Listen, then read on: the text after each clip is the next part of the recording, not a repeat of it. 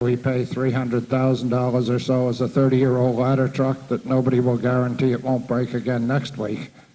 And it has been out of service more and more. It was finally put out of service last October when the chief came to the town with the impact of the ed reform law. We told him park it and take the key out of it and we'll see you later.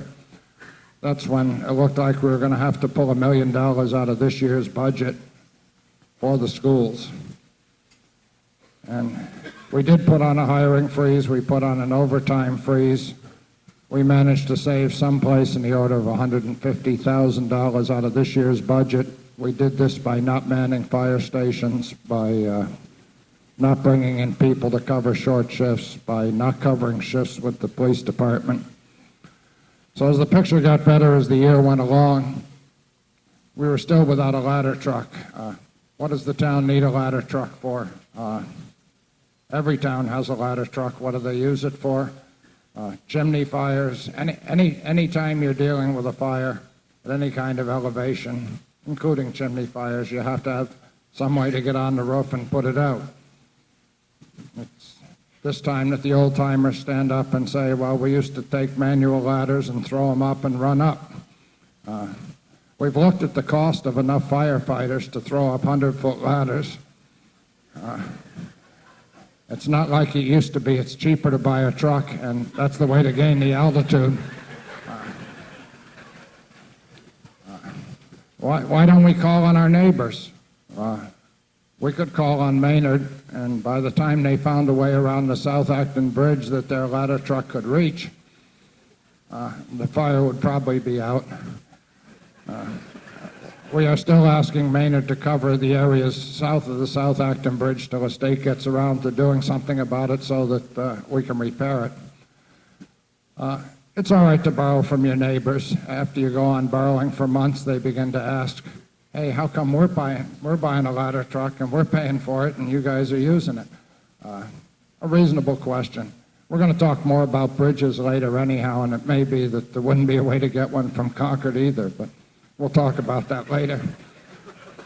So anyhow, when the picture got better this spring, we took $50,000 or so, told the fire chief, see what's available out there, see what we can get now so that the town has coverage, see what you can find for a suitable piece of apparatus, and we will lease it for 1 year. And we will exercise a lease purchase option so that if we get this vehicle, it will be our intent to go to the voters and ask them to include it in a bond issue. And that's why I'm here tonight. Last Friday, the town took delivery of a 105-foot ladder truck. It's currently in the South Acton station. Those of you who've driven by in the last few days may have seen it. It has been leased by the town for a period of 1 year. It's not a new vehicle, it's a used one. This is not a custom vehicle. We went out to see what was available that we could purchase now. We did not write a spec. We did not gild the lily. We did not have a custom piece built. This is a demonstration truck that was on the road.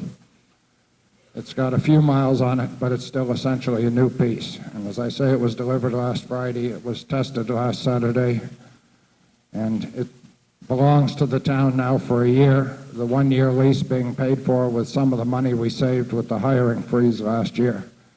If this is not included at the end of the year, the truck goes back and we are again without a ladder truck. So this article, the intent of this article is to ask you to approve this as a bonding item. The bonding period is 15 years, and I urge your support. If there's any questions, Chief Brager, I'll be happy to answer them. Now, let me see if I understand this. This is a used fire truck that was only driven on weekends by a little old lady. Turns out that with ladder trucks, it's not really the mileage, it's the erections.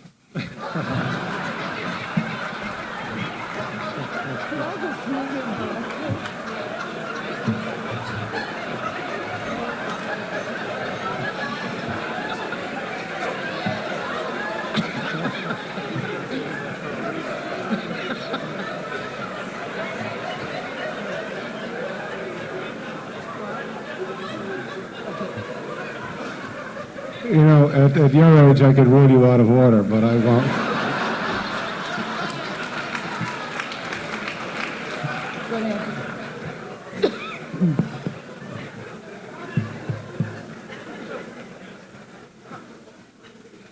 Oh, my. What? Bail me out, will you? The Finance Committee must have a recommendation here. I think the Finance Committee recommends. The Finance Committee recommends. No, don't take my picture. I don't want to have anything to do with that statement. I mean, it was my minister who came here tonight. Hope he's gone. I'll recognize the lady at the back. Jan Adre, Neshoba Road. Just out of curiosity, the truck has been sitting there out of commission now, as I understand what you said. And now we're leasing this truck, which means the other one's not going to get used. Is there a trade-in on that truck? And what happens to it? Does it get sold as a used truck to somebody else who gets to fix it up?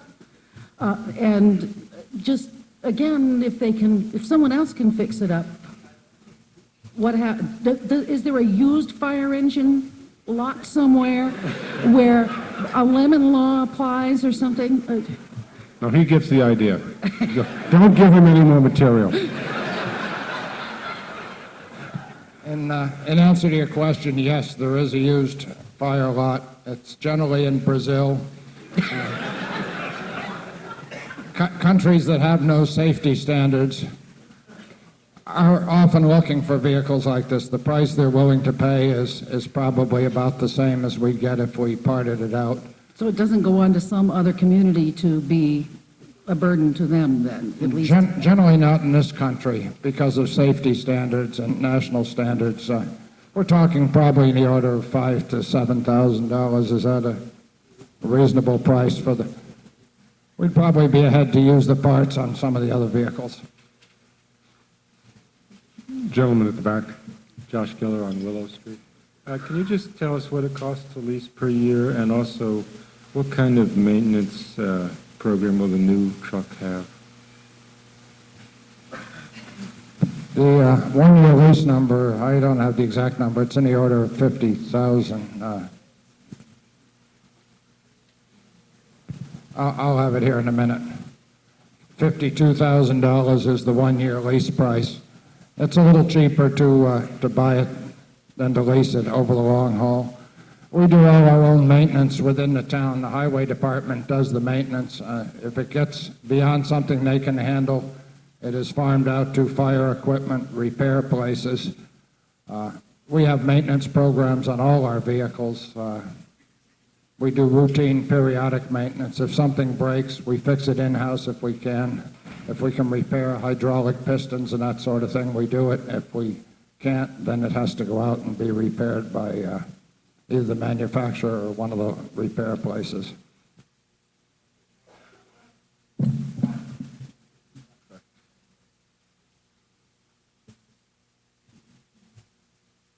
Yeah, the town manager tells me it's $52,000 to lease, $47,000 to purchase. Gentleman at the side microphone. Yeah, Dave Sacre, Putter Drive. Could you also explain to us the alternative of buying a used ladder truck, not as old as 1965, but something several years old, if those are available? There are problems associated with buying any used thing. The first thing is there is no guarantee unless you buy new or essentially from the factory. Generally, the reason people get rid of these things is as they get older, the maintenance bills go up. There's a very limited supply of these kinds of vehicles that are available. Most towns, you'll see a lot of towns with volunteer fire departments, and they don't have a big labor bill, and they have lots of nice, big, new, shiny trucks. New York State is typical of towns like this. Even they tend to keep ladder trucks 10 to 15 years because the cost is so high, so that you don't see a truck much used that hasn't got at least 10 years on it. So we think we chose the most prudent course in going this way. I should add that this ladder truck also has a water line on it, which the last one didn't, so it can be used as a water tower. If the snorkel truck in the center expires in the next couple of years, we hope this will preclude the need to replace that vehicle as well.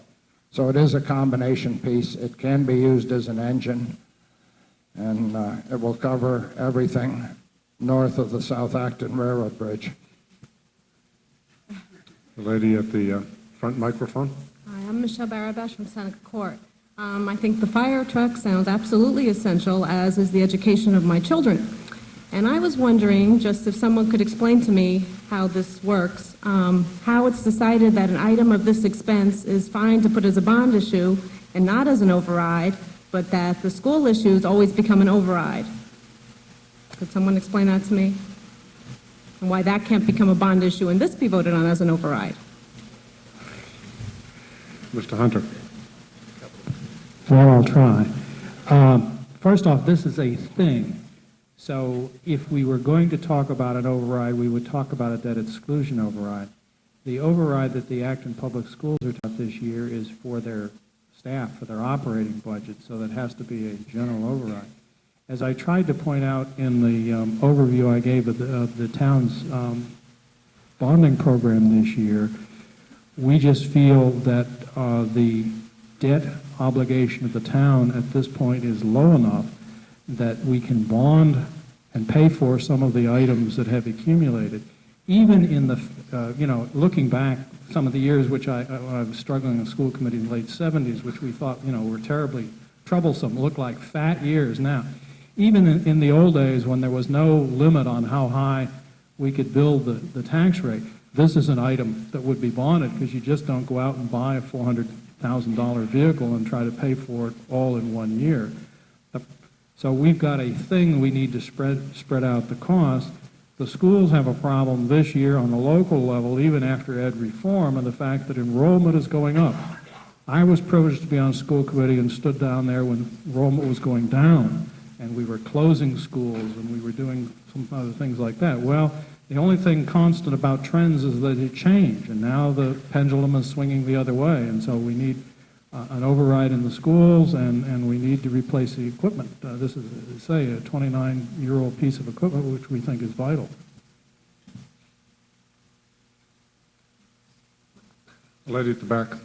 Dot Keyworth, Faulkner Hill Road. My question is, on a budget presentation by Mr. Hunter a week or two ago, he mentioned that the amount of $450,000 may be overstated by as much as $50,000 for the purchase price of the vehicle. Does that mean in approving this article, we're approving the amount, or we're approving the purchase price amount for a bond? The amount that was read is the amount that will be bonded. It does not include the first year's lease payment, which has already been made. So this is the actual purchase price, no less than $450,000? We have leased it for the current year and made a payment of $52,000. We're proposing to bond it over the remaining, or over a 15-year period, and the cost of that 15-year bonding is the number that's in the article. Thank you. Mr. Cady. I want to move the question. I'm sorry, the article was read as 382. 382. I move the previous question. Do I hear a second? All in favor of cutting off debate, say aye. Aye. Opposed, say no. Debate is cut off. Thank you very much. We'll vote.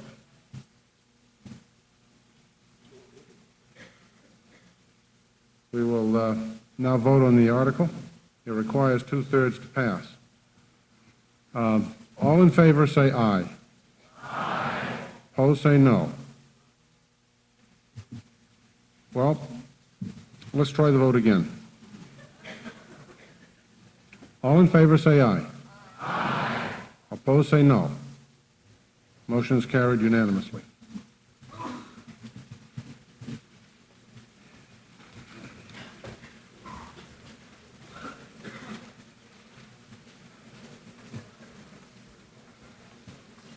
All Article 18, Highway Department Paving Program. Two-thirds vote required. Mrs. Tavernier moves that the town appropriate the sum of $332,000 to be expended by the town manager for the permanent pavement program for the Highway Department, and to meet this appropriation, the treasurer, with the approval of the Board of Selectmen, be authorized to borrow $332,000 under Massachusetts General Law, Chapter 44, Section 7.5. Do I hear a second? Mrs. Tavernier? Yes, this article asks for an appropriation of $332,000 to be bonded over a 10-year period, and this will provide paving for approximately 7 miles. The town owns and maintains 100 miles of roads. Some of these roads are old, some are new, some have good foundations, and some don't. But the average life expectancy of any new paving is about 20 years. So therefore, out of 100 miles, we should be paving 5 miles every year. But in the past 10 years, we've been only able to repave an average of 3.6 miles per year. And the past 4 years, that's only happened because we received state money from the gas tax collection, because that was one of the early cuts that we made when local aid was cut, was our highway paving program. So we are behind by 14 miles on what our program normally is, and this appropriation would allow us to catch up at least 2 of those years out of 14. And then if we do in fact receive state money this year, which has not yet been appropriated by the legislature, we will attempt to catch up some more so that we can get back in the program that we've had. Now, we have a couple of hundred of slides, not of paving, not just of paving, of every warrant article. So maybe just kind of break up the routine here. I'd like to have some slides shown that have been taken for the presentations tonight. I'm sure there isn't a person in this room that doesn't know about the conditions of roads at the moment, but these slides will show you those conditions. And that's kind of crucial to the long-term impact of delaying this kind of infrastructure repair, because especially after a severe winter like this one, we find there are more potholes, the pavement breaks up because there are more cracks, because you haven't paved, the water gets in the cracks, and it goes on, making it much worse. And you can just flip through those as I'm going. Now, normally, when you resurface a road, you do it by adding 2 or 3 inches on top of the existing pavement. But if the road deteriorates beyond that normal replacement point, it then needs to be reconstructed. And that's the point we are with some of our roads today. And this is a much more costly procedure because reconstruction of a road involves stripping the asphalt, it involves putting down a new gravel base, new asphalt, and new finish coat. It takes longer, it costs more, and it causes much more disruption in the traffic. The criteria for resurfacing streets, of course, careful records are taken on exactly when roads are repaved, whether they have special conditions such as drainage that flows across the road and breaks up the pavement and so forth. The list is reviewed every year with the highway superintendent, and he chooses the roads that have the highest priority, and this year he has chosen, there are 11 different projects that have high priority for paving, all of which he can do within the $332,000 allotment.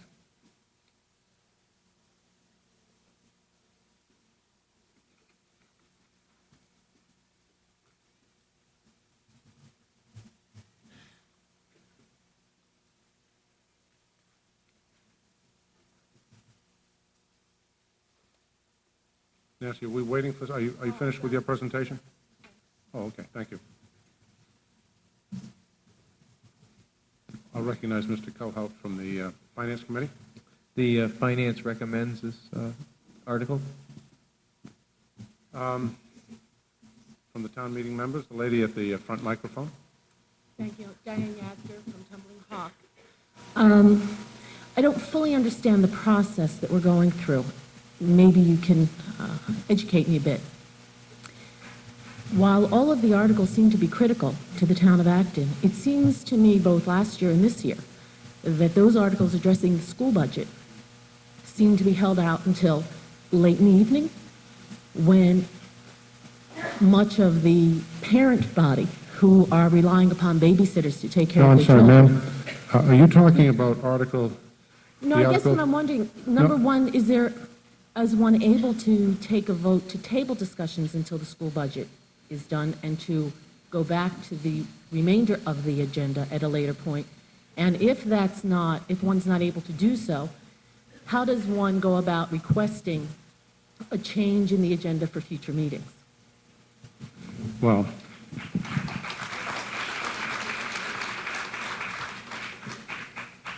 I think you're talking about two or three things, and let me see if I can explain them to you. The order of the warrant and the order in which the articles are presented are determined by the Board of Selectmen.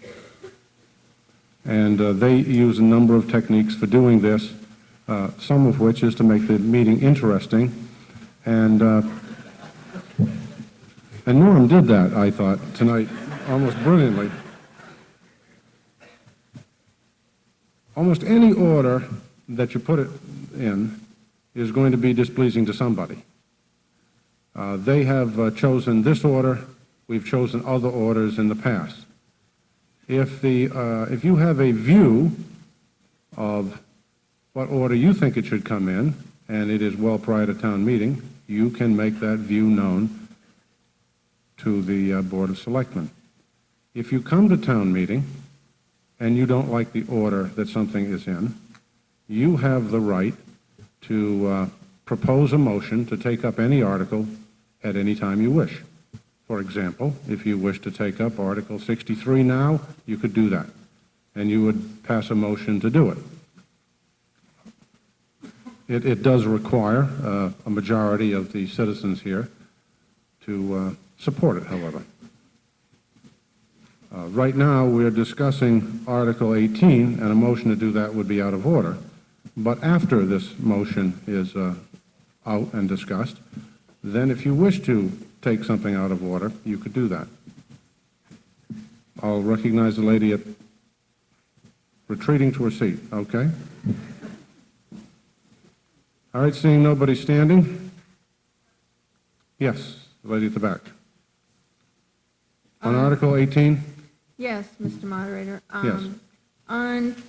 I'm not sure what page it is, but on the list of bonding articles, for the paving program, the total value, it's page 12. Total value, it says $331,800, and we just, the motion said $332,000. Right. And the cost per year for this one is $52,425. I assume that's essentially the same. Yes, we Is just that rounded true? off the number. Okay. For any one of these articles, if there is any difference in the amount, the total amount, could you tell us also what the equivalent change might be in the cost per year?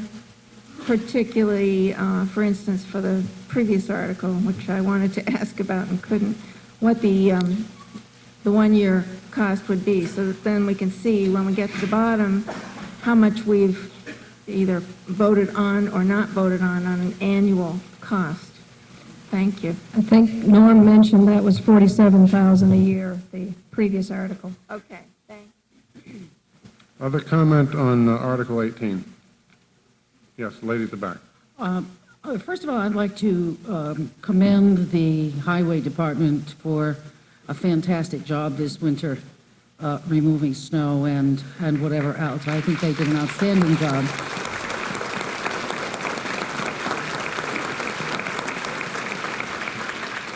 I do, however, have a question on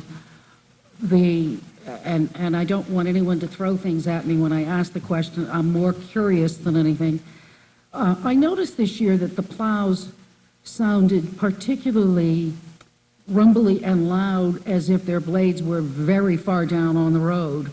And I wonder to what degree this has, or if it is just my imagination, but I thought it was a jet going over one night. They were so loud. And it would seem to me that that would work very quickly to erode the roads. And I was wondering, is this something that I'm just noticing, or is this a new way of doing it? And how does it affect the roads? Mr. Lake.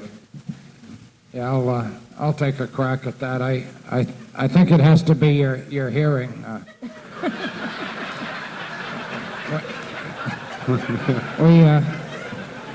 We have the same plows, basically. We use the same vehicles. The vehicles were purchased, I believe, in '72 under a bonding article. Most of the Mack trucks that we use.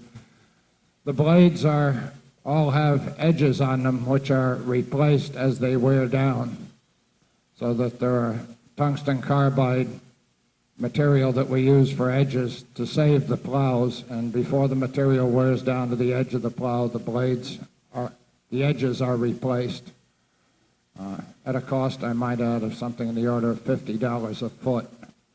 So if you're talking a 15-foot plow, you're talking $750 to replace the edge on it.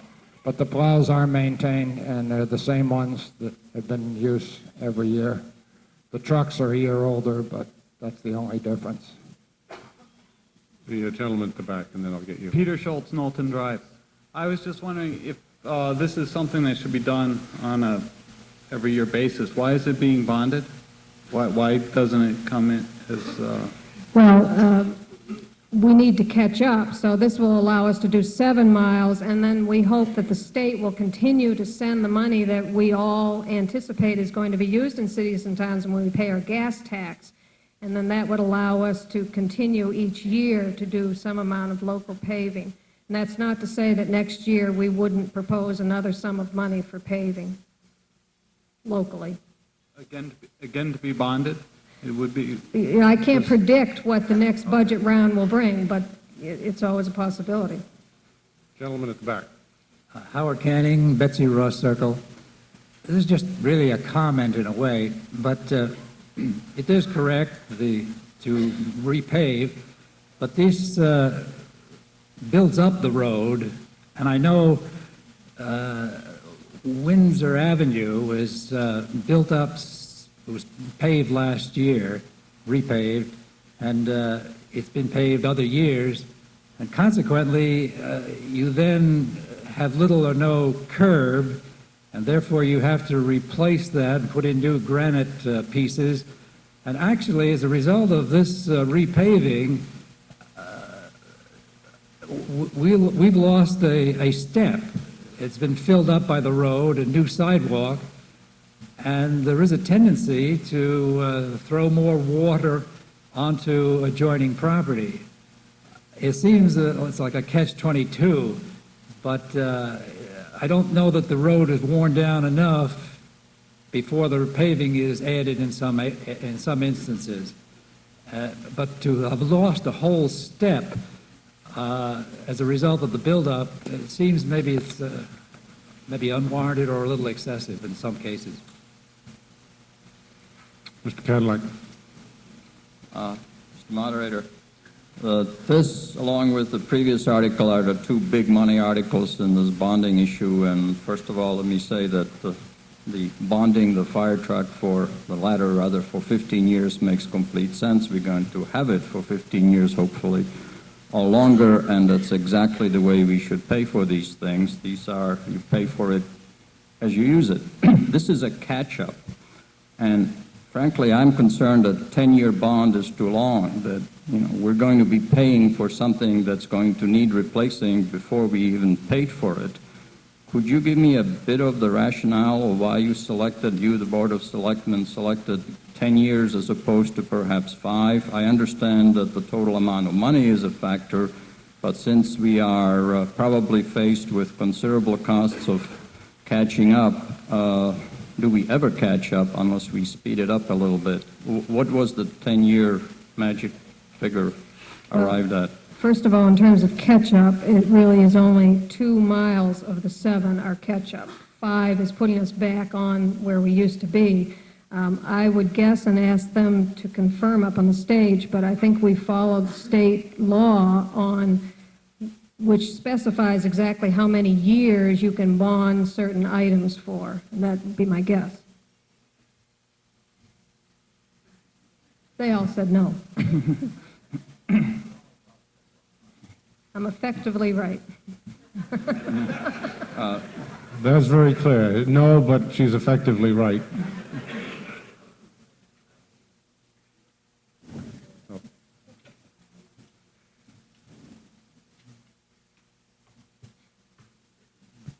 Yeah, the state will allow us to bond for 10 years. It's 20-year life, of course, on the average road. And in part, frankly, it helps make the package work, Charlie. Okay, thank you. Lady at the back. I move to call the question. Fine. No one else standing anyway.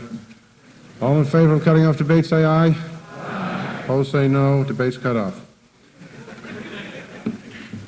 All in favor of the motion as read, say aye. Aye. Opposed, say no. All right, it has to be unanimous, so we've got to count it. All in favor of the motion as read, say aye. Aye. Opposed, say no. Motion carries unanimously. Yes, ma'am. Linda McCann, Wilson Lane. I propose that we take up Article 29 now.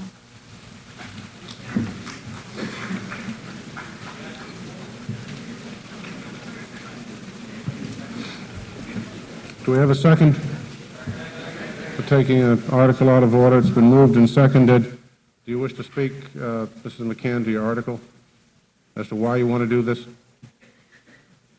You don't have to if you don't want to, but you're entitled to. As other people have already said this evening, there are a lot of parents here who have a babysitter situation. If it gets taken up much later tonight, all those people will be gone. And I just feel that it's something that is very important and that we need to get on with that question. Mr. Hunter. I'm the selectman that ordered the warrant, and I thought it made logical sense. And I also wanted to avoid the phenomenon we've had some years where about two-thirds of the way through the first night, half the audience gets up and leaves after the school budget. In the various meetings that have gone on leading up to this evening's opening of the town meeting, I assured the school community that I did not think we would reach the school budgets the first night, and indeed, if we were, it would be late, and that I gave them my promise that I would move, and it is the chairman normally offers the motion, that I would move to adjourn the meeting if we did get down to the beginning of the school budget so that they knew that they could come on Tuesday evening. And I think there are a lot of school people out there that have had that word, and I would think that the school contingent would want to have their troops here tomorrow night. I would hope that school or town or resident or however you want to characterize yourself, you'd all come for the whole meeting, frankly. But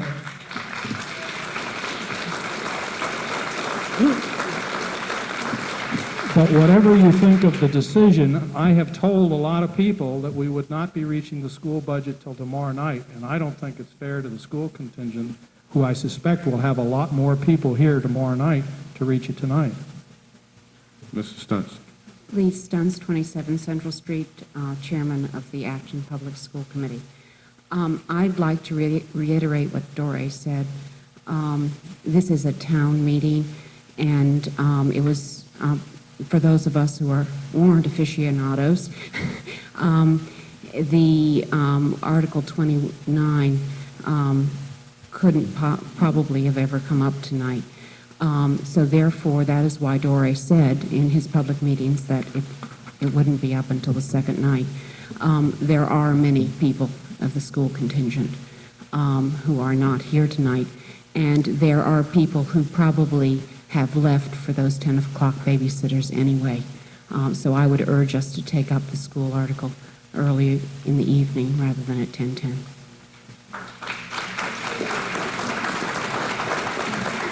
Other comment on the motion? Motion to take the article up out of order. Seeing no one else standing, we'll vote. All in favor of Mrs. McCann's motion, say aye.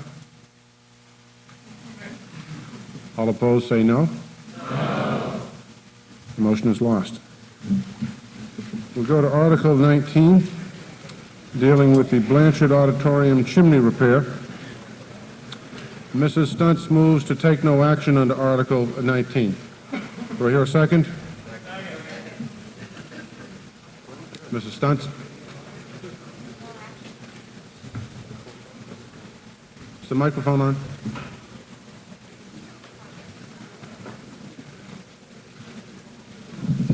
We're moving this article to take no action on this article because, in point of fact, as you all have noticed, the chimney is in the process of being repaired. It was a safety issue. We were afraid that bricks would fall on children and other miscellaneous people who happened to be walking by. And as you will notice, it has been cordoned off. The action which was taken because of the safety was that we have diminished the height of that chimney. And because it needed to be done, I believe that amount was taken out of free cash. So that is why we're moving for no action. What? Reserve fund? Reserve fund. And that is why we are moving for no action, because it has been taken care of. Other comment on taking no action under Article 19? Yes. Mr. Moderator, Arthur Patterson and Great Road. If we'd have done what we were supposed to do 15 years ago and pointed up the chimney, we wouldn't have had the problem that I found last October while waiting for my wife at the flea market. I sat there with something to do, looking up at the chimney, and discovered that from 20 feet on up, there was openings from nothing up to 4 inches at the top. And that's not something that happened in 6 months or 6 years. And if this is the way that we maintain our buildings, and I've brought this before the town before, if we maintained our homes the way that the maintenance is done on the town buildings, we wouldn't have a home. Now, there was, for $2,000 or $3,000, that could have been taken care of, and now you're getting $25,000, $30,000, or whatever it is. And I maintain that we better have a better little maintenance program on what we have here in the town.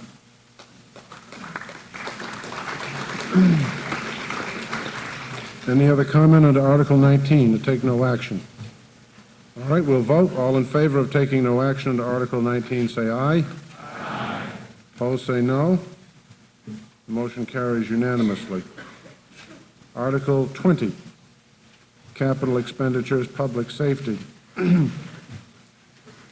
Mr. Lake moves that the town appropriate the sum of $92,000 to be expended by the town manager to renovate the dispatch center and to purchase equipment as defined in this article.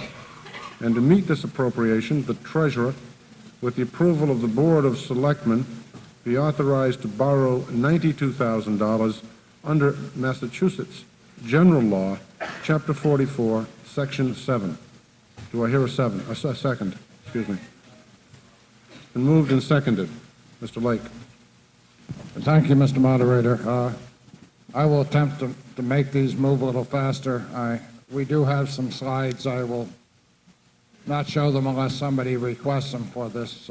I'd rather save them for the bridge presentation that's coming up in an article or two talking about preventive maintenance. This article is associated with two things. One, the town accepted emergency 911 as part of the state program several years ago, and we are in the process of putting the emergency 911 system into the town. It's a long and complex process, which is why it isn't here yet. We expect it in the next year or two. The basic equipment is provided by the phone company. You know who they are, Mr. Moderator. There are some changes that have to be made in conjunction with this, though. The intent is to put it in the police station where we have dispatchers around the clock. These dispatchers are very busy, number one. Number two, the E911 system will make them even busier because all the calls, police, fire, everything will come into the police station first. The dispatchers have a number of other operations that they do, including supervising prisoners, answering calls on the radio, providing backups, answering alarms, dispatching vehicles. The dispatch center has grown over the last 20 or 30 years from being a single place to, it now has equipment spread all over, some of which the operator can reach, some of which he can't reach. This is more equipment that's going to be in the same area. So what this involves is a change to the dispatch area to add the new equipment. It also adds a second position so that in particularly busy times, we can add a second dispatcher when it's required, be it major storms, emergencies, chemical spills, you name it. There is a place for a second dispatcher and the equipment to dispatch with. That's the first part of the article. The second part of the article is to purchase mobile data terminals that we can put in the cruisers. We have put these in 2 of the police vehicles already, and they've proven to be a boon to the whole department. What this means is an officer on the road can stop a car, punch in the registration of the plate, get the status of the registration and the license status of the driver before he even gets out of the car to confront the driver. It gives him a heads up on what he's going to run into during a traffic stop. There was an unfortunate incident this last weekend. I wasn't going to mention it, but I will, where a Shirley officer was shot. Had he known what he was walking into when he stopped that car, it probably could have been prevented. It's another opportunity for the police officer both to be more effective and to better protect himself. We think it's a good investment. There's money in here to buy the remote data terminals for the remainder of the cruisers. As I say, we have 2 now, and this would equip the rest of the cruisers. This equipment will be moved. Of course, when we replace a cruiser, it will go in the new one.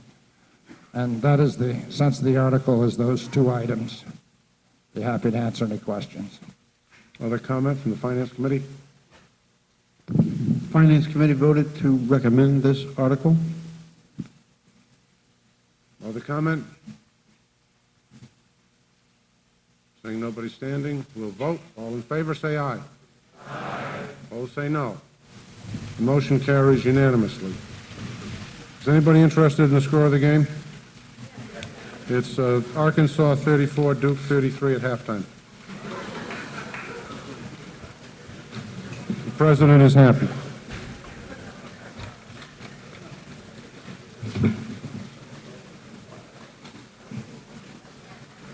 Article 21, bridge repairs and replacements. 2/3 vote required. Mr. Lake moves that the town appropriate the sum of $60,000 to be expended by the town manager for remodeling, reconstructing, and making extraordinary repairs to the Concord Road Bridge over Neshoba Brook, and for engineering and design services for the Weatherby Street Bridge. And to meet this appropriation, the treasurer, with the approval of the Board of Selectmen, be authorized to borrow $60,000 under Massachusetts General Law, Chapter 44, Section 7. Do I hear a second? Second. Mr. Lake. Thank you, Mr. Moderator. I'd like to use a few slides here, if I could, for this article. We all drive over these bridges. Very seldom do we look under them. This is why you don't want to look under them. I believe that one is Concord Road, that shows the status of the granite slabs that the bridge is built on. We are under instructions from the state. This is currently posted. I believe it's 6 ton. And this picture shows you what's happening to the understructure of the Concord Road Bridge. What this money does is provide money to rebuild this and get it back up to the weight limit where we can drive our new ladder truck over it.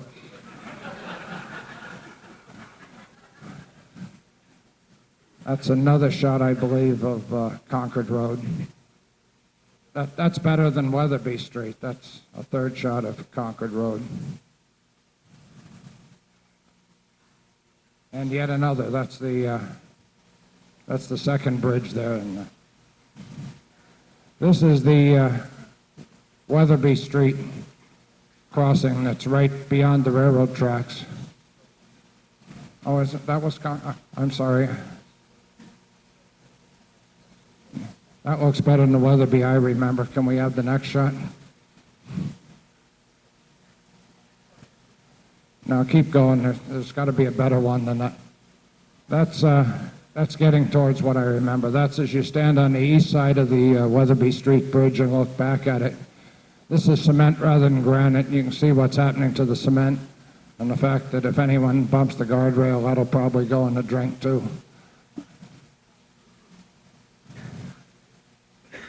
This shows the cracking of the cement under supports of the Weatherby Street Bridge. We just had a gentleman talk and tell us we should do more in the way of preventive maintenance. I think that these bridges have gotten to the point they have to be repaired, and that's the intent of the money in this article. Thank you. Finance Committee, please. The Finance Committee voted to recommend this article. Comments from the citizens?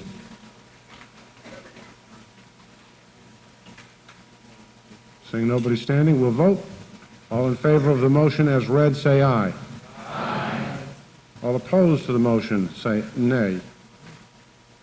The motion carries unanimously.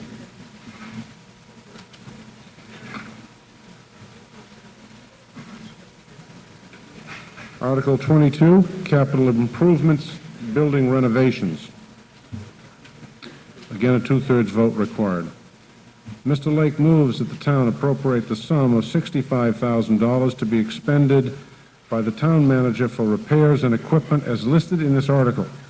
And to meet this appropriation, the treasurer, with the approval of the Board of Selectmen, be authorized to borrow $65,000 under Massachusetts General Law, Chapter 44, Section 7. Do I hear a second? Second. Moved and seconded. Mr. Lake. Thank you again. This article is somewhat self-explanatory from the material in the warrant. I'd like to thank Mr. Patterson for his vote of confidence in preventive maintenance. The first item is the Memorial Library mortar repair. It's been falling out now for a number of years. Every year it's brought to the town for funding. Every year the selectmen and the town manager, because of the budget squeeze, have been forced to postpone it another year. We think it's gotten to the point it has to be repaired. The same is true of every item in this list. They have all been before the selectmen for 4 or 5 years, some of those longer, and they've been postponed every year. As we're doing the bonding this year, this seemed like the right time to do these. There are 5 items in the article: exhaust systems for the fire department, Memorial Library, heating, ventilating, air conditioning upgrades, the leaky garage roof at the police station, and the fire alarm equipment, which has been failing. I'd be happy to answer any questions. In the interest of brevity, I'll cut it short and take questions. Mr. Kabakov. Finance Committee voted to recommend this article. Any comment? Let's vote. All in favor of the motion as read, say aye. Aye. Opposed, say nay. The motion carries unanimously.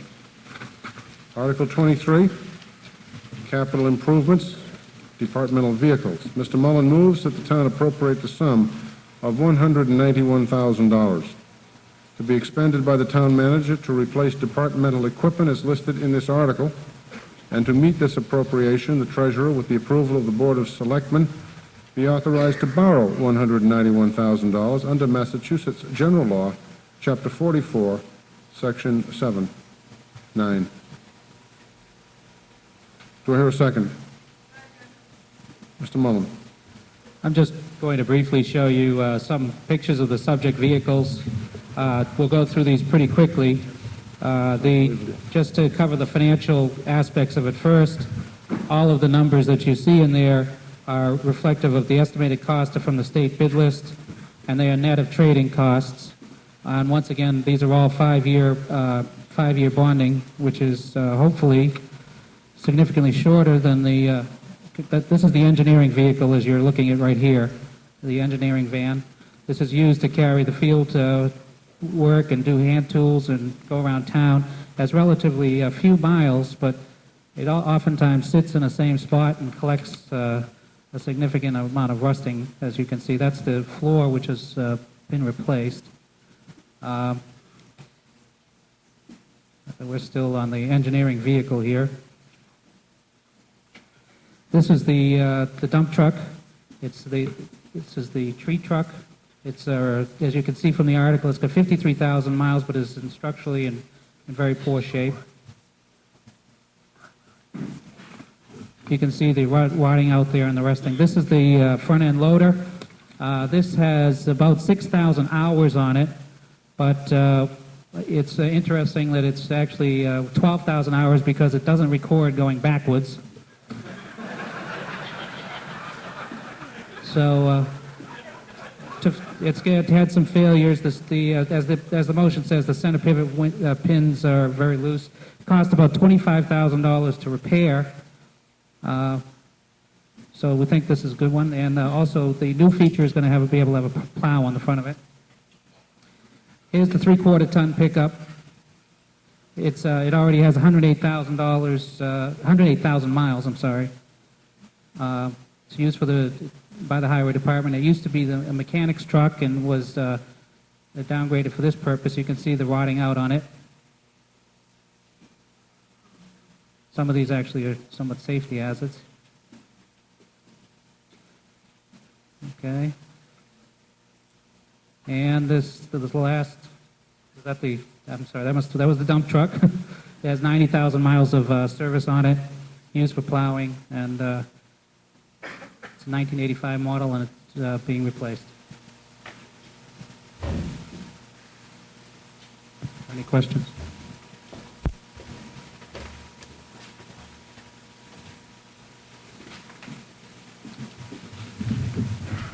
Finance Committee?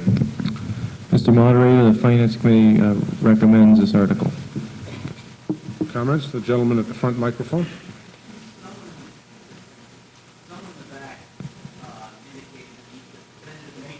I'm sorry, would you tell us who you are, please? I'm sorry, I'm Steve Davidson, 2 Ashley Circle. Thank you.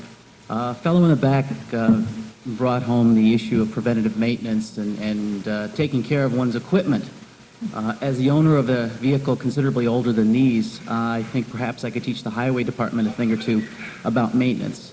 During the winter months when there's road salt present, one of the least expensive preventative maintenance techniques that one can apply to a vehicle is washing it. The road salt corrodes, causing the rust throughs.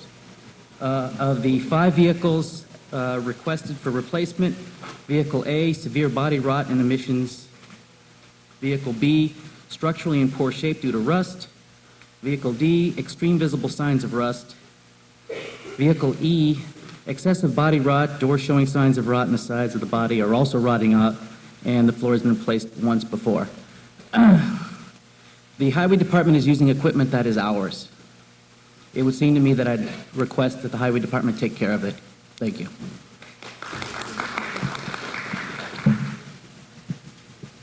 All I'd say, Mr. Mullen, and all then I'd say I'll in get the lady at the response back next. is that the use is very heavy. Obviously, a lot of these vehicles are involved in distributing salt, and so they just get an awful lot of heavy usage. A couple of these have been really stretched beyond their life because of our attempts to be more frugal. Lady at the back. I believe that the maintenance is done on a pretty regular basis, according to what the town manager told us, and I do think our highway department does an excellent job overall. But my question was, are any of these vehicles able to be garaged during the winter? And do we have enough garage space for all our vehicles? Mr. Mullen. I'd have to defer to Dick on this. Are they able to be? Except the engineer's van, they're all garaged. Is there any space for the engineering vans? Too bad it has to sit out there all winter. No, there's no more space. Plus, it might be contagious.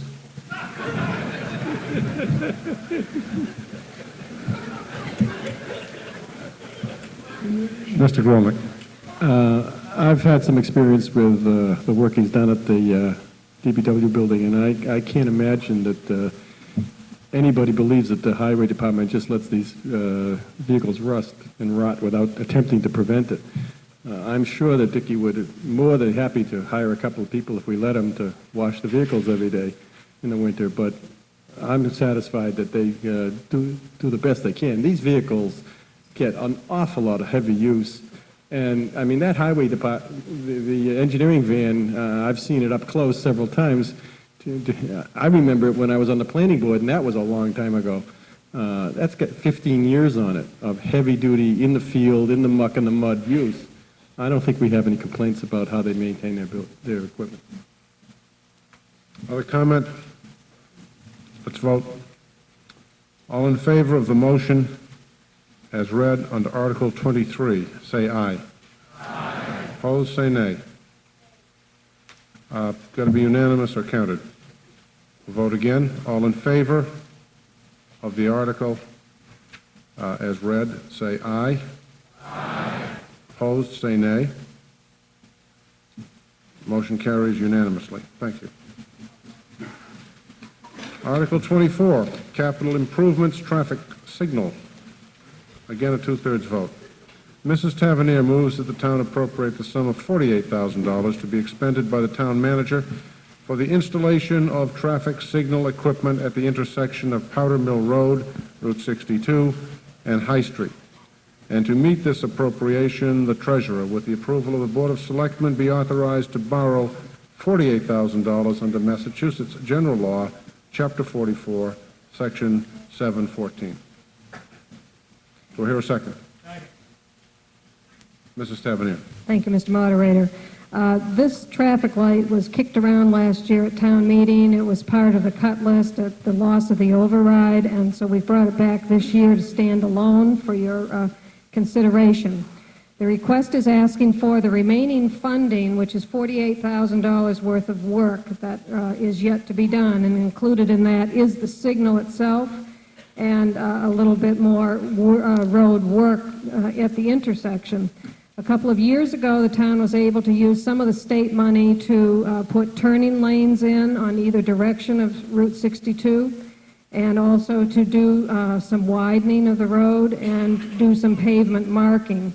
A fairly complex signal will be needed at this location, so we can't just use the West Acton signal that was replaced last year, because this one will have to be activated through wires in the road, and it does have a different configuration in the intersection. The original total cost of this intersection improvement is around $100,000, but more than $50,000 of that has been raised in private donations from some of the businesses in the area. Digital Equipment Corporation donated $30,000 to this effort, and there have been 3 other businesses in the area who have made donations. A study was done to determine whether a signal was needed at this location, and the study concluded that the installation was clearly warranted based on the volume of traffic that passes through there and the accident history. This cost of this program will also be in the bonding program. Comments from the Finance Committee? The Finance Committee voted to recommend this warrant article. Comments? Lady at the back. Mr. Lake has accused me of being hard of hearing with snowplows, but I'm not blind. And I've been over at that intersection countless times. And of all the intersections in this town, that is the lowest on my priority of needed traffic signals. Every time I go by there, I wonder what they're talking about. And nothing in my mind can justify spending the money on that, and I'm urging to vote against it. Mr. Cady? Bill Cady, Strawberry Hill Road. In the recent hearings on Wendy's, wasn't this some appropriations brought up? I missed the ending of that series of meetings, and has any of the money been appropriated from the Wendy's, or is that a pending? It's pending in the point, to the point that it was a condition of the decision that they would donate $15,000 toward improvements at the intersection. And so is that included in the 48, that 15 pending? And what happens if it doesn't come? If it's not needed, it wouldn't be expended. We haven't received it yet, so we can't include it at this time. The appeal period is not yet completed for that decision, so it would be premature for us to assume we're going to get that money. This $48,000 would complete the project without that 15,000. When the 15,000 comes in, it would be earmarked for that project, so that would offset that cost, and it wouldn't be expended. All right, so you will wait until that period before you go out for the bond, and it would be Correct. 15,000 less Less. than we see here. Okay. Lady at the back? Hi. I agree with the other speaker. I've traveled this road constantly. I have a feeling that the stoplights actually slow me down rather than enhance this corner, this intersection. One of the questions that I have is, when were the traffic studies done? When were the accidents that were taken into account? I understand the study was actually done at the height of digital, and this was one of the things that instigated that study, and I would like to know if another study has been done since the traffic flow has decreased substantially at that intersection due to the lowering of business. The study was completed in April 1990.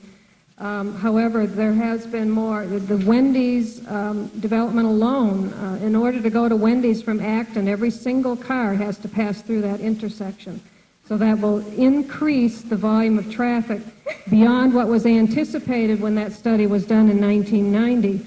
As for accidents, in the last 4 years, there have been 43 accidents in that intersection, a dramatic increase last year in 1993 over the previous 2 years. The studies, the volume of traffic, the 7 to 9 a.m. and 4 to 6 p.m. are the peak periods of impact in that intersection.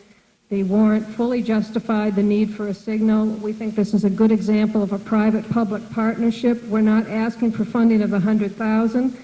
We're asking for half because we have been given the donations for the rest of it. Comment, I travel that road at the exact times that she says are the peak times, and I personally have never waited more than about 10 to 15 seconds to make my turn. Gentleman at the back? John Mann from Strawberry Hill Blurb. I'd just like to ask to what extent those studies have been weighted to account for the fact that Digital is selling their plant in Maynard.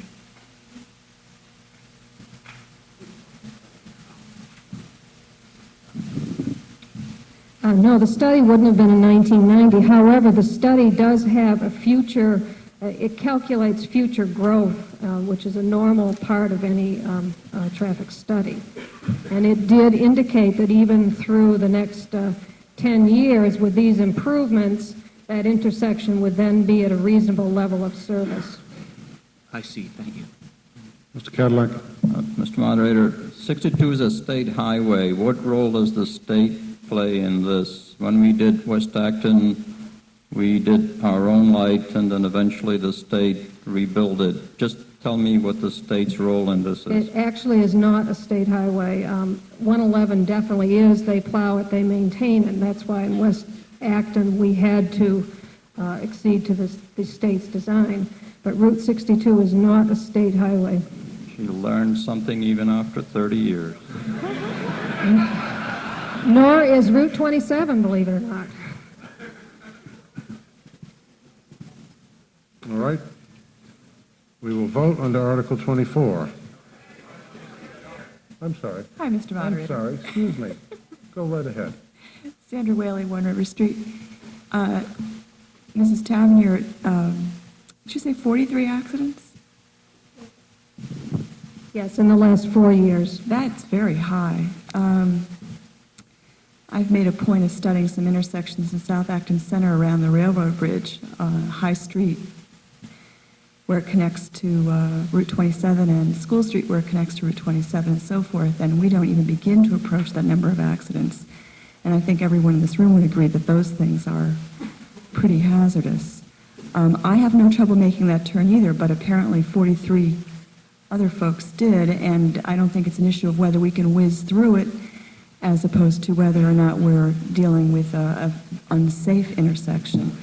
I just want to make that comment. Is the traffic light that we are no longer using in West Acton of any value on the used traffic light market? It has a value about equal to the ladder truck. It's probably about $7,000 or $8,000 because it's a very simple light that was on a timing device that this one will not have, so it doesn't have the proper controls, but there are parts of it that can be used to offset this cost. So but it cannot be directly transferred over and used in that case. Can't sell it to the Soviet Union or anything like Well, we that? probably could. Thanks, Nancy. If town meeting wants, we have a couple of slides that show the intersection in full activity. I'd love to. Who said that? I did. Too bad. I'll recognize the gentleman at the back. Carl Johnson, Mallet Drive. I live very, very close to that intersection. Did she say 43 accidents in 4 years? That's only 10 a year? Is that as high as? I personally think we need a light there, and my wife has always complained about that, so I think we should vote for that. Thank you. All right, no one else is standing. Now we will vote. All in favor of the motion as read, say aye. Aye. Opposed, say no. No. Aha. We might have a count here. Let's try, just for the fun of it, all opposed, please stand. I just want to see how many there are. Oh, we're going to count this. Definitely count it. Please sit down. Tellers, come forward.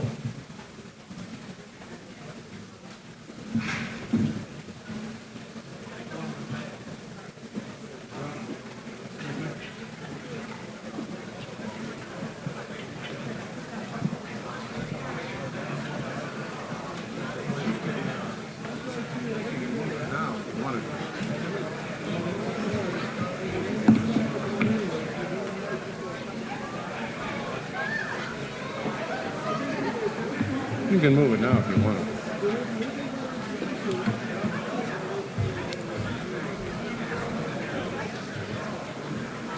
I'm going to recognize, let me have your attention for a moment, please. I'm going to recognize Mr. Hunter for an adjournment motion to take place, I believe, after we count this ballot. But I'll recognize Mr. Hunter for the motion. Mr. Hunter?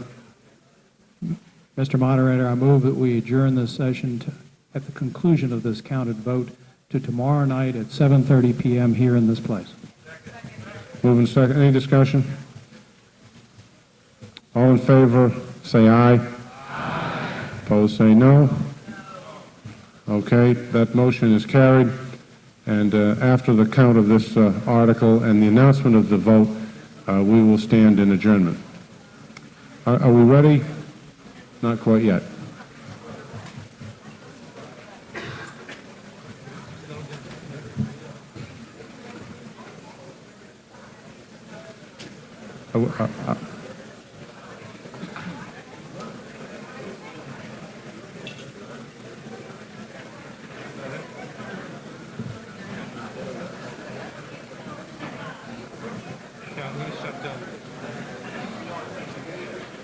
I don't think the tellers are quite ready.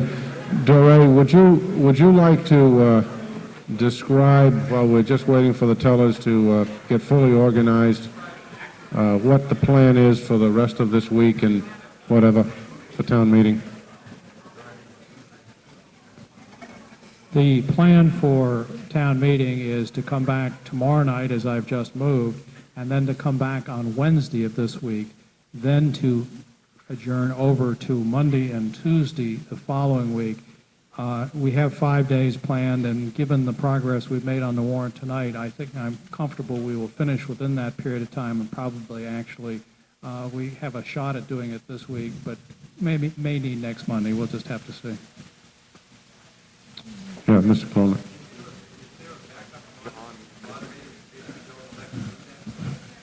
No. I haven't appointed a backup moderator, no, because I thought we could get it done. I mean, if you're going to euchre me out of $20, I think that's totally unfair. Are we ready to count the vote now?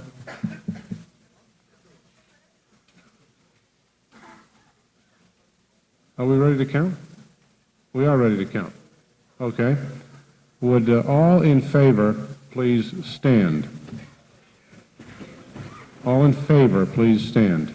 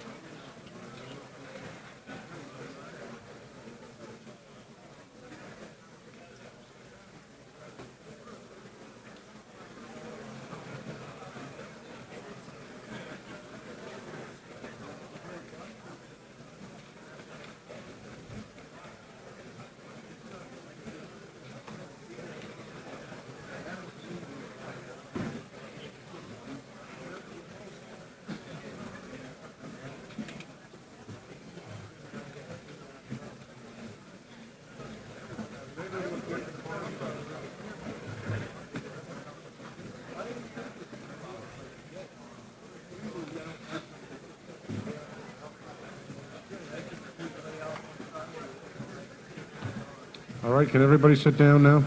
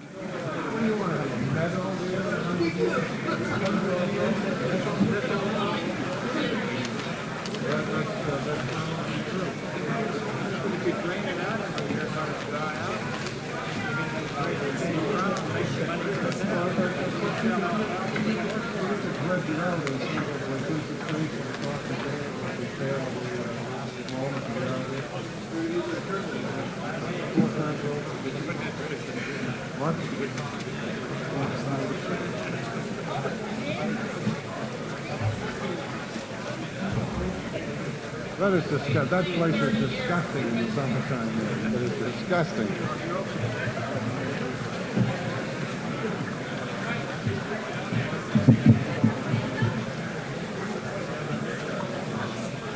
At least we had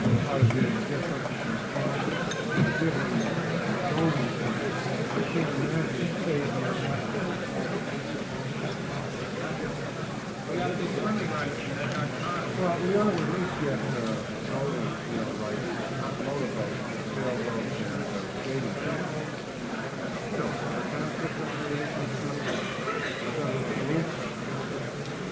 I would never pass that without that. Oh, with 7 minutes remaining, Arkansas is beating Duke 59-56.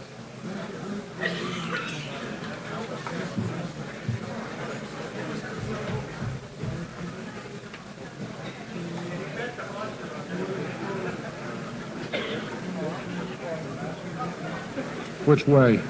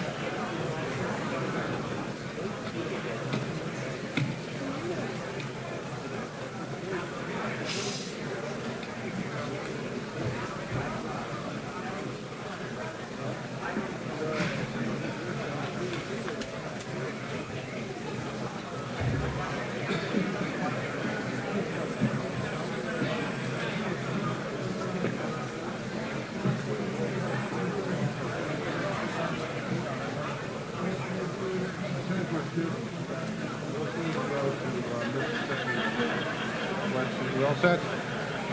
All right, we've taken the yes votes. We'll now take the nay votes. Would all opposed, please stand.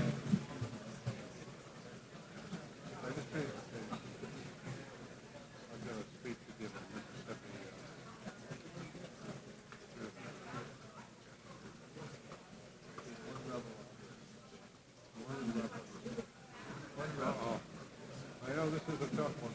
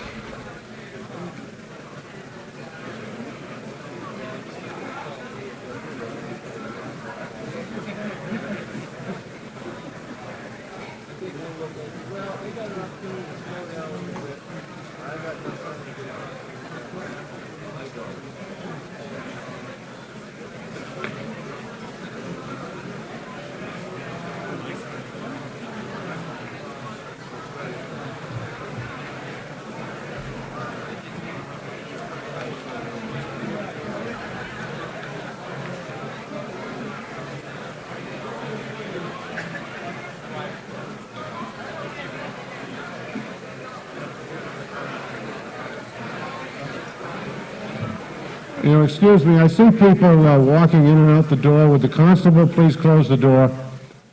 I would prefer to have nobody walking in and out the door while we're voting.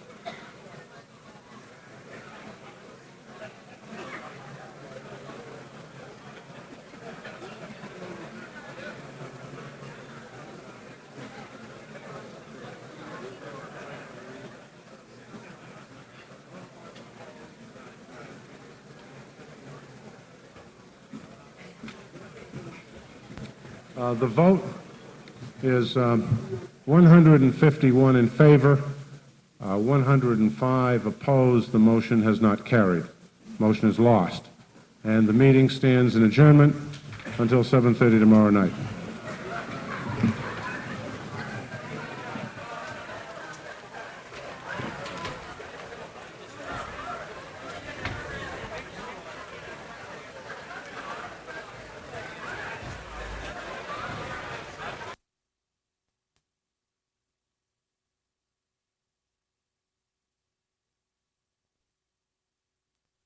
Can't hear? Okay. Thank you. We will start in with Article 25 this evening.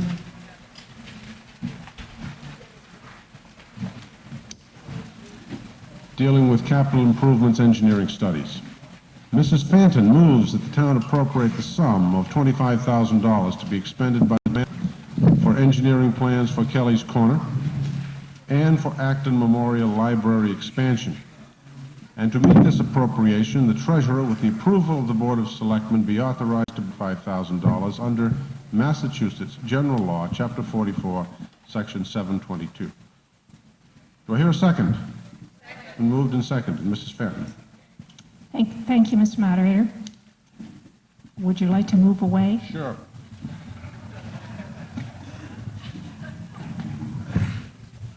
I have only one transparency. I would like to say at the outset that this article will be of interest to everyone in the community because the first part can help to make our community more attractive and increase our revenues to pay for schools and other services. The second part addresses our library services, which are extremely popular with everyone of all ages. The article asks for an appropriation of $10,000 for a Kelly's Corner plan and $15,000 for a library expansion plan, for a total of $25,000 to be bonded over a period of 5 years. Like the other warrant articles that were presented to you last night following approval of the town budget, these are one-time expenses that do not belong in the ongoing operating budget. I will address our decision to include them in the bond package at the end of our presentation. The transparency that you see up there is of the Kelly's Corner District. You may be familiar with it, but this is Route 111, Route 2, and Main Street, or Route 27. Seems to end, oddly. I didn't check that. In any event, this is Kmart, that you know, and McDonald's, and over here is the closed Finest supermarket, to sort of give you a sense of where we are. This is the entire district. The district itself was adopted at the time of the master plan, but no changes were made. This is part one of the article before you. The 1991 master plan identified the need for development of a Kelly's Corner plan as a high priority because the commercial development in this area around the intersections of routes 111, 27, and 2 has taken place incrementally in an unplanned fashion, with the result being, I think it is generally agreed, an area that has little sense of history, attractive streetscape, which is a new piece of jargon, and lacks pedestrian friendliness. It's an understatement. Little planning jargon, but yet this area is actually ideally located for new growth, which would enhance Acton's tax base and services to the community. However, under our current zoning, many of the parcels are built to the maximum square footage allowed. In other words, they're built out. That's all that's allowed to be built there. A plan for Kelly's Corner would look at different levels of development, densities, in other words, whether or not we could add stories, more densely develop it, traffic and pedestrian circulation improvements, and linking these options to the kinds of infrastructure improvements such as sidewalks, changes in the road network, or sewers that would be required to support redevelopment. In a nutshell, if we want it improved, either visually or in terms of the level of development, we're going to have to offer financial incentives for the owners to make these improvements. And these incentives may or are likely to require zoning changes. A Kelly's Corner plan was identified 2 years ago by the Planning Board as the next priority after the West Acton Village Plan, which is at this year's town meeting, and the South Acton Village Plan, which is about 60% complete. Recently, significant changes in property ownership at Kelly's Corner, which you've read about in the newspaper, and indications that working with the new owners would be timely, make initiation of this plan even more urgent than we realized at the time. In addition, right now, the Selectmen and the Planning Board are working with the State Highway Department on long-range plans for Route 2, which are very likely to call for some public involvement during this coming year. You will be hearing more about this. The state wants to know what the community wants done for Route 2. And this kind of discussion, particularly in the Piper-Taylor Road Route 2 area, should be done at the same time we're looking at Kelly's Corner. So again, it's very timely and urgent. We don't expect that the $10,000 requested in the article will fully fund the plan, and we hope that it will be the local share to leverage a state planning grant to pay for a complete plan. At a minimum, it will be used to support design workshops and public meetings, but clearly some of the work will be performed by our planning staff. However, the issues are far more complex here than those were in West Acton and South Acton, those were done completely by our own staff. And we need professional assistance to develop design alternatives and technical papers on the options for redevelopment, the infrastructure improvements, and the financing option. And the funds in this article will be used for that professional assistance.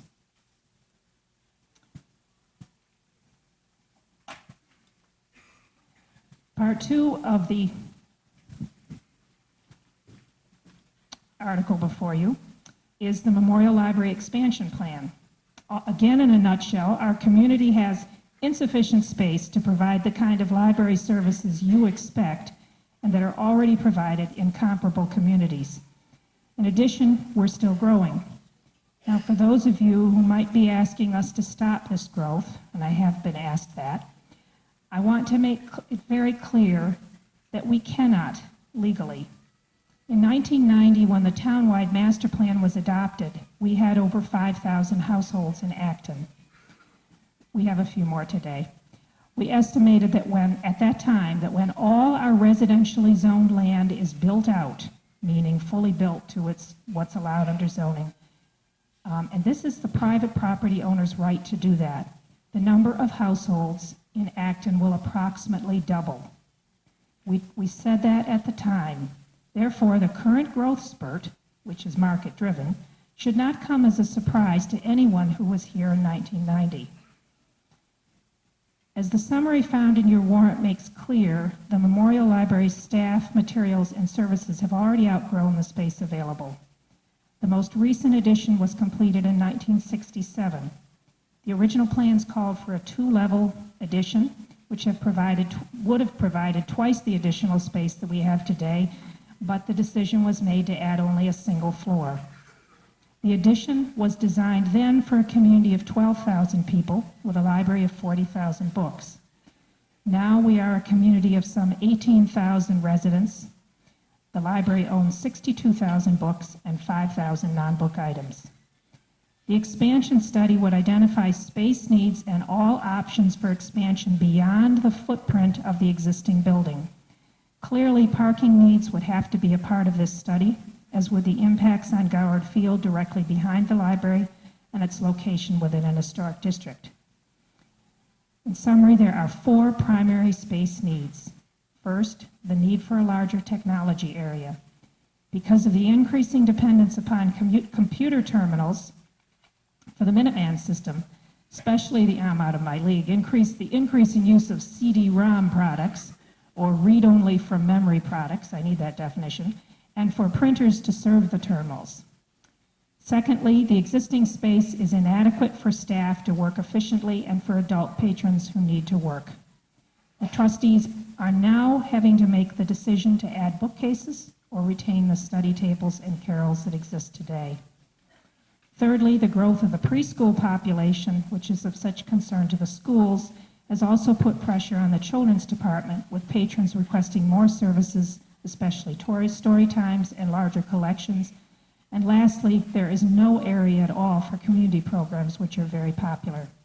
We have just a few very quick slides that are going to illustrate these needs and the overcrowding. And during the question period, if you want any more explanation of the slides or the space needs, Ann Chang, who's in the Memorial Library trustee and prepared these slides, will explain them in more detail to you. This is 1967. This is 1994. 1964, 1967, 1994.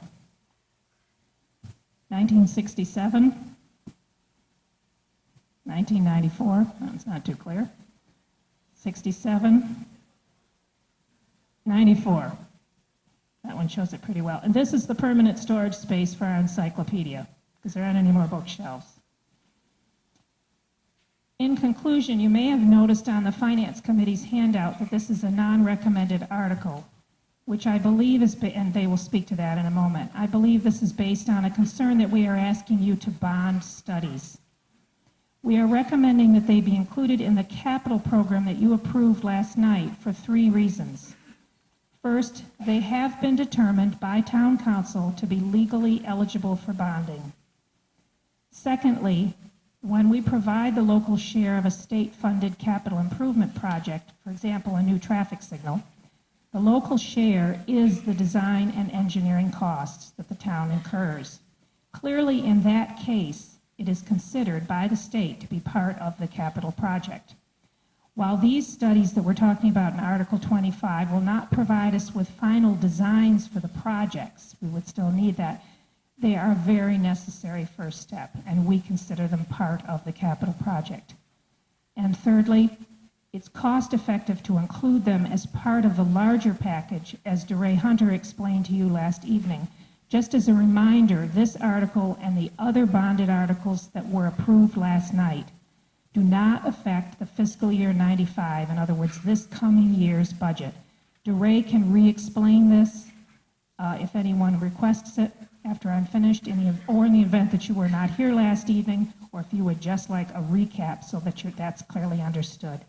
I urge you to support this article in the interests of our whole community, our community services, and the tax revenues that we need to support them. Thank you.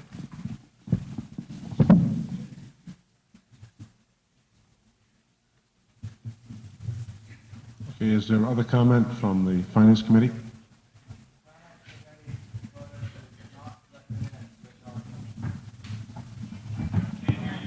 The Finance Committee voted to not recommend this article. If someone wants to know why, would they just go to a microphone and ask the question, please? Mr. Grolick? I have a couple of comments to make. Before I make a lot of enemies, let me say that I'm in support of this article for several reasons.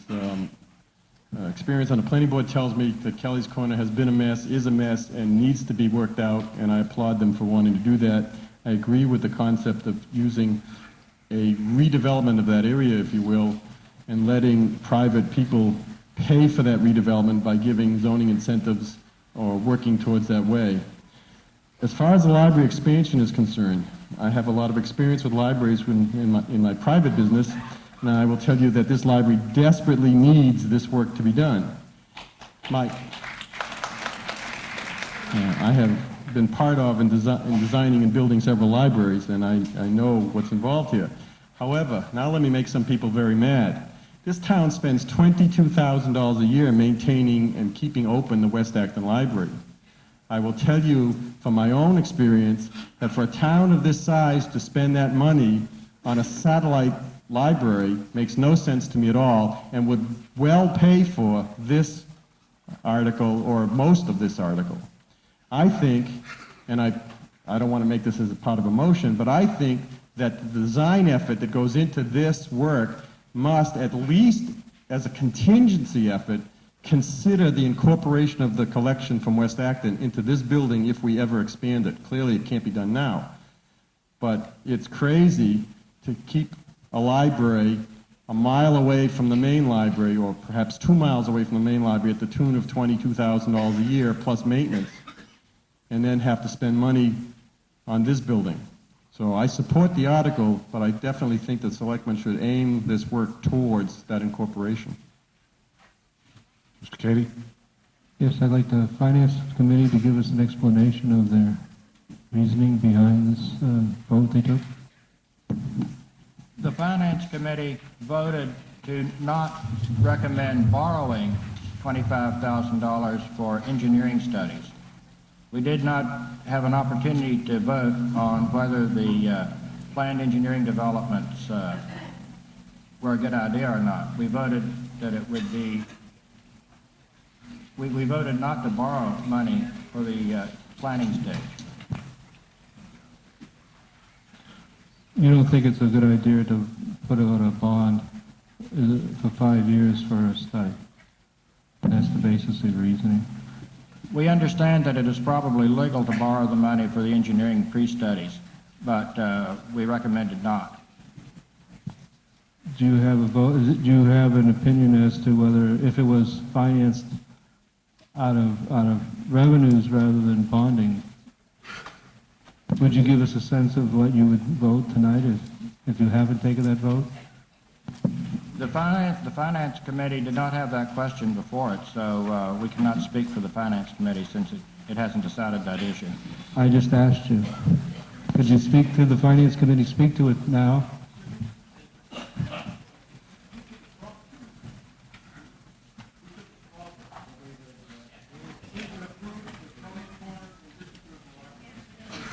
You'll get a little louder in a minute. Just hang on. I've been reminded that we took a straw vote among the committee that we would approve the library expansion, but not the Kelly's Corner. No. Sorry about that. The other way around. My personal opinion is that I would approve the library and not the Kelly's Corner, but apparently the committee took a straw vote to go the other way and approve the Kelly's Corner and not the library. So there's some division of opinion. Well, there always is division of opinion on a committee. The committee's vote would be that if it was a bond issue for the Kelly's Corner, they would vote for it, or if it was a standalone. They don't want a bond issue at all. No, we did not. We did not, during the straw vote, we considered paying out of current revenue and not from borrowing. The vote was to not recommend borrowing the money. Right. Mr. Moderator? Yeah, Mr. Cady, one more question. How would one go about amending an article to be revenue article rather than a bonding article.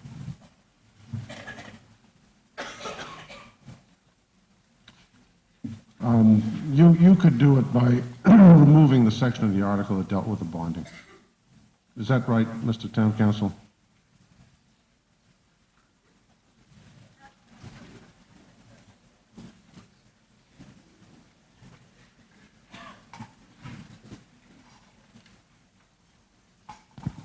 You could amend it just by saying to raise and appropriate whatever sum you want to do, and for plans for Kelly Corners or the library or both.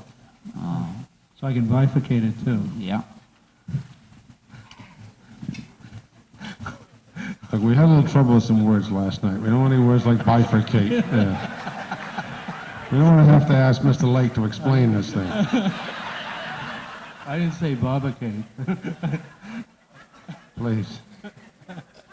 I'm going to have Therefore, to... I'd like to make an amendment. Yes, go ahead. Proposed amendment that we raise and appropriate the necessary funds for the Kelly's Corner engineering plan.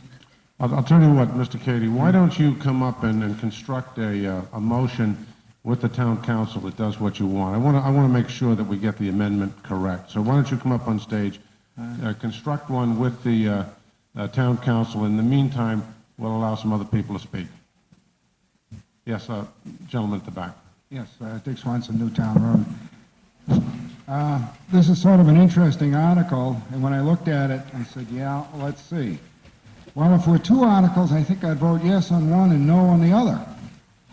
So I'm sort of have a bit of a dilemma here because unless there's some way of separating this into two articles, I've got a problem with it. Is there some way we can break this into two? Are you asking a question, Mr. Swanson? Okay. Yes, the question is, can we break this into two separate articles? You can divide the vote if you wish. If you wish to, you could divide the vote. Divide the vote. Okay, thank you. In other words, you could make a motion that said we vote on these individual pieces separately. If you wanted to, you could make that. I'm not suggesting you do. You can if you wish.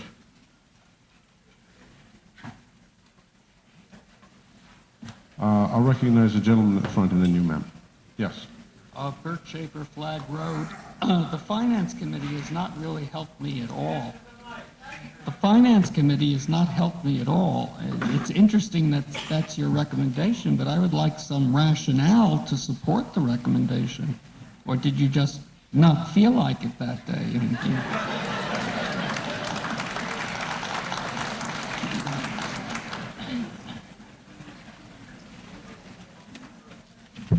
Yes, let me explain, if I can, a little bit about what our rationale was during our discussions. What you see before you is an article associated with studies, and it is going to be bonded and paid for over a 5-year period. The results of the study could very well be do nothing. The results of the study could very well be recommended to this town meeting at a subsequent meeting, and the town meeting could vote not to do it. Consequently, what we will find is that then we are paying for a study out of revenues in the future that relate to a project that is not going to be accomplished. And in fact, relating to capital spending that will not occur. It was simply philosophically the opinion of the Finance Committee that studies are not, although legal, are not acceptable as far as long-term debt financing is concerned. Now, that was strictly our rationale, and I can't explain it any more clearly than that. With regard to the Kelly's Corner and library expansion, separately, we did in fact, as Mr. Johnson said, hold a straw vote, the premise being if they were separated out and if they were in fact put as a part of the operational budget, how did the Finance Committee feel after discussing these items for about a half an hour or more? And the straw vote was simply that we saw rationale for funding the $10,000 Kelly's Corner project, but we questioned whether or not, as a committee, we questioned whether or not we would support the library expansion project, simply for a lot of reasons, among them topological ones. But that's an issue, as Mr. Johnson said, we didn't really delve in depth because that wasn't really what was before us. Does that more clearly answer the question? I'll recognize the lady at the front microphone. Nancy Jarbo, Cherokee Road. I have a question about the Kelly's Corner plan. If we'd had a plan in place, would that have prevented the eyesore that Midas Muffler is? Because I think that is totally out of character with the town. Mrs. Stanton. I'm going to answer that briefly and then ask the planning board or the planning department to add anything that they feel appropriate. As I understand it, a plan, as was done in the other plans, can consider the possibility of design review standards. That question for the entire town was asked during the 1990 master plan public meetings. There was not at that time support for strict design review standards. They do exist in some communities outside historic district review standards. It is a possibility, so that were that something that communities supported in some form, I don't think we could make the case for an historic district. It's a possibility. Now, if the planning department or planning board wants to add anything to that, be appropriate.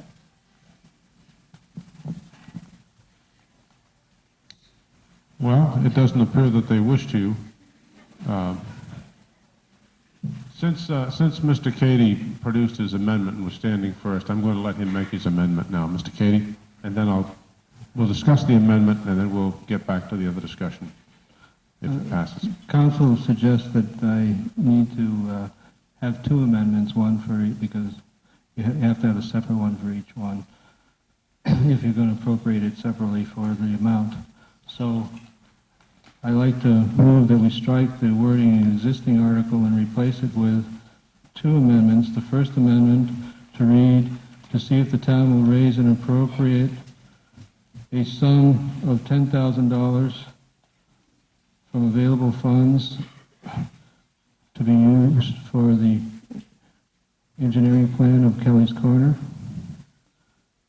And a second amendment, which is to see if the town will raise and appropriate from available funds a sum of $15,000 for the purposes of an engineering plan for the library expansion. Mr. Moderator, yes, the words were used from available funds, and I don't think that's what...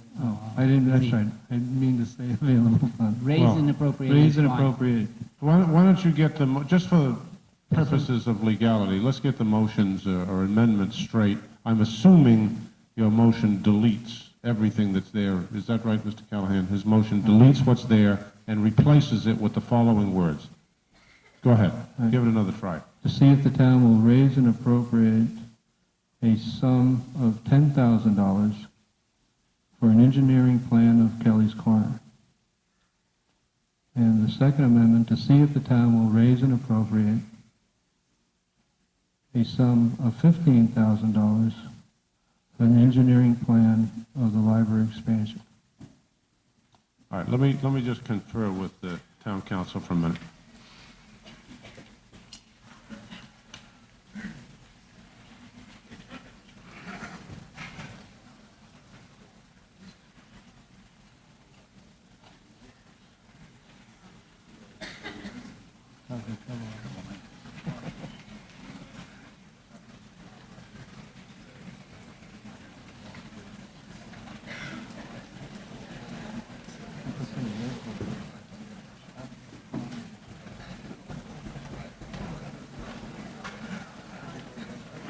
He just said it.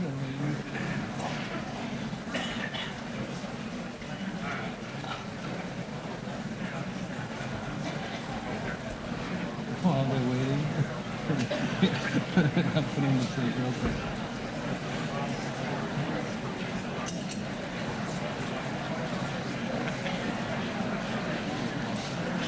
Okay, I'd like to call the meeting back to order, please. What we have is an amendment, or two amendments, if you will, that replace the motion that Mrs. Fanton made. And the essence of the two motions simply changes the way we finance the projects. Is that right, Mr. Cady? And it All puts right. it out What we- as two separate And it makes it two separate amendments, two separate votes. Therefore, we will vote them one at a time. The question that I had for the town council is, what if you vote one up and one down? And if that's the case, then you're left with only one, and that becomes the entire thing that will be voted on. All right, now the first one that you made addressed Kelly's Corners, and it was to raise and appropriate the sum of $10,000 for the Kelly's Corners engineering plan. Is that correct? That's correct. All right, let us discuss that amendment and only that amendment. I'll recognize the lady at the back. I'd just like to hear a little bit about how these numbers are how you arrived at the 10 and the 15,000, whether you took bids in or whether you plan on taking bids, because they look awfully high and they look awfully round. I can probably do it for less if you pay me to manage it. Point of order, Mr. Moderator. I know, there's no soliciting in this meeting, I know that. No. Was there a second on any of this? That's a good point. I don't believe there was a second. We're going to take, who will second the First Amendment? All right, thank you. Thank you, Mr. Grolick. The First Amendment is seconded. Very good. And we have a question regarding, that Mr. Hunter is going to answer. Mr. Hunter. Actually, I was standing to make another point. I'll let Ms. Fanton answer this question. I didn't hear the last sentence of the question, but the question as to how the amounts were arrived at. They were developed separately by the Planning Department for the Kelly's Corner Plan, which has extensive experience in using, hiring and estimating consultant costs for work to be done. And the library amount was developed by the library staff and trustees. And it was not, they weren't just guessed at. They were based on experience and actual estimates of the costs. If you need more specifics, I'm sure those departments can give them to you. All right, other comment on this First Amendment with respect to Kelly's Corners? Mr. Hunter. Thank you, Mr. Moderator. The town meeting should be aware in voting on these two amendments that we have figured with a very fine pencil this year. If you remember my present last night, if you were here, we backed into the amount of funds available to the municipality by working out the ed reform allotments of the three school systems and the Neswick deficit, et cetera. And we have no free cash to contribute to offset the budget this year. We expended all the free cash for the ed reform levy and partially to fund the snow deficit. Insofar as we are aware, assuming the rest of the meeting goes as we think it will, we don't have $25,000 available to appropriate or $10,000 to appropriate here. Now, if you vote the articles as appropriations, fine and good, what may happen is one of two scenarios. One is we may find as we move into next year and we get new free cash numbers that lo and behold $25,000 or $10,000 or $15,000, depending on what you vote, might be available. It might not, in which case we would have to have a fall town meeting and unappropriate this money before we can certify a tax rate. We did not have a fall town meeting last year. We have had for several years before. I can't tell you at the moment as to whether, putting this problem aside, we would necessarily have a meeting in the fall or not. If we had to call a meeting simply for this purpose, that costs us $3,000 or $4,000. One of the reasons these went out into the bonding package was that it was a means to get it done this year, given our monetary situation as I described last night. So if you vote it, and it turns out there's not enough money, we may have to come back and ask you to undo it in the fall. Thank you. Mr. Gilberti reminds me to ask you all to speak directly into the microphone, fairly close if you can. That way the sound will be better. I'd like to vote these amendments without much further discussion. I think we know what we're voting on. Mr. Cady, one last comment? I just would like to respond. I'd like to respond to that comment that there isn't any money.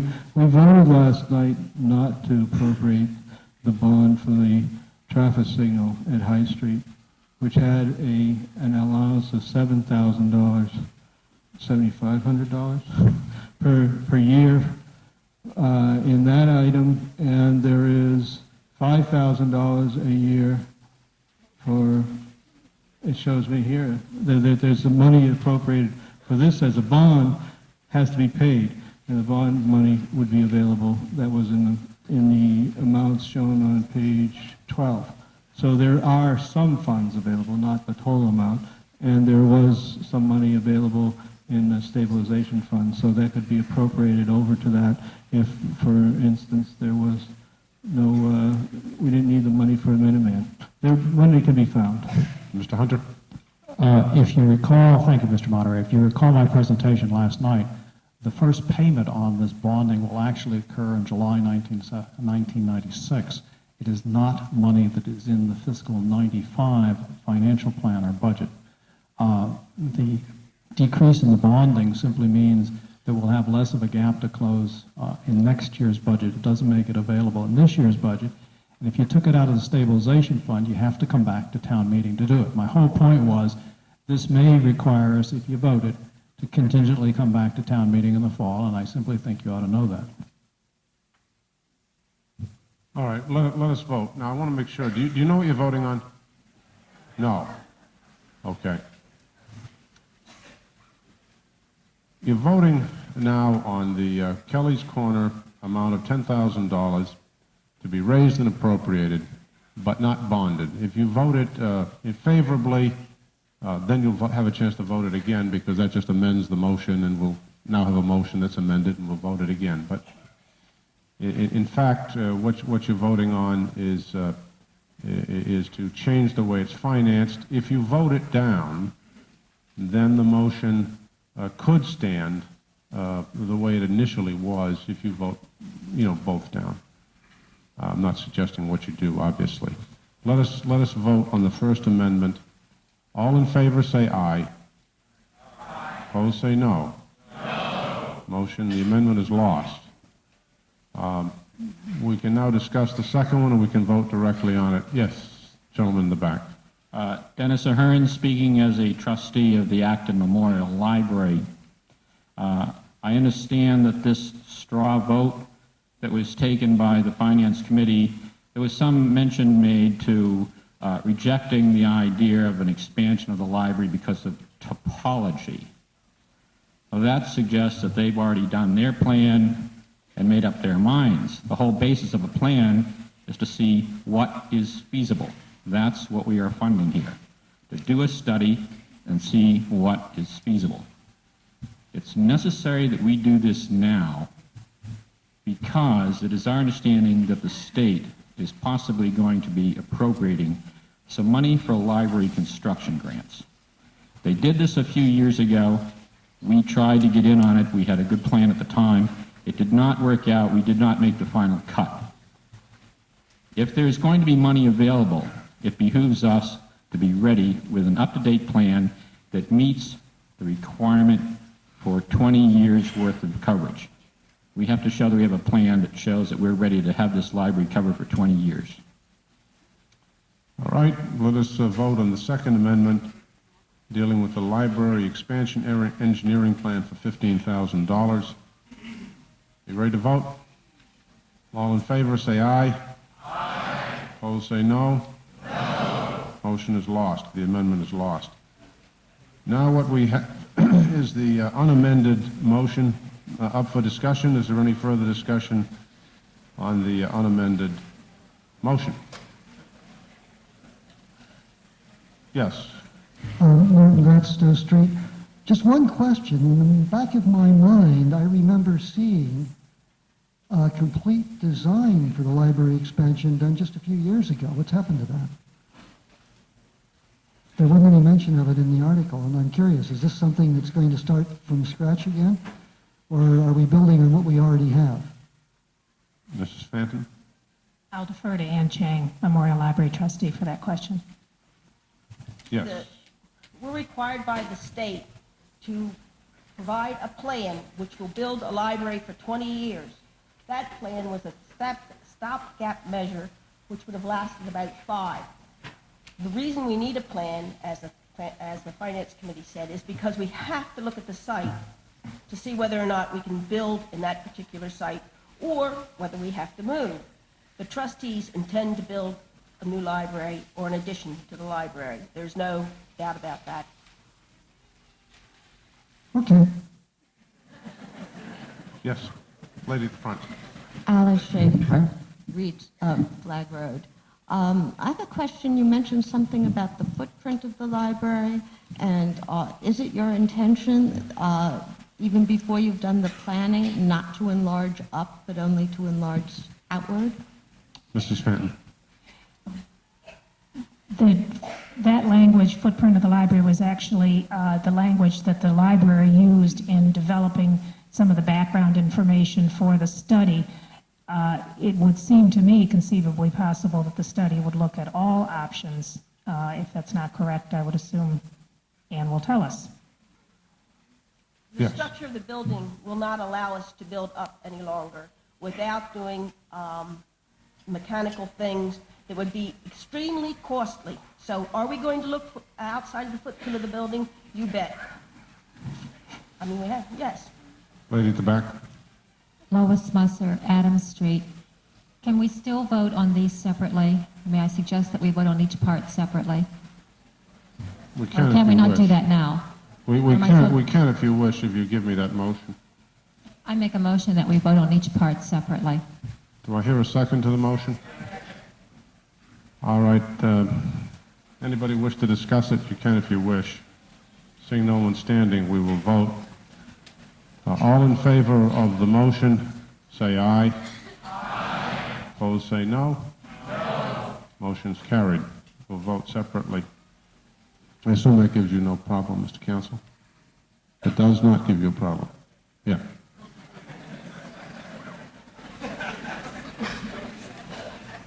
Didn't give me one. All right, are you ready to vote? We will vote the first section of it now, dealing with bonding, the Kelly's Corner engineering plan for $10,000. It requires a two-thirds vote. If it's not unanimous, it's got to be counted. All in favor, say aye. Aye. Opposed, say no.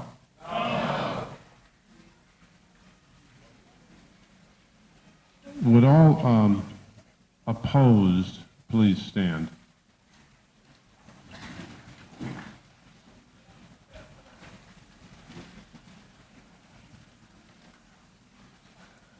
Would you sit down, please?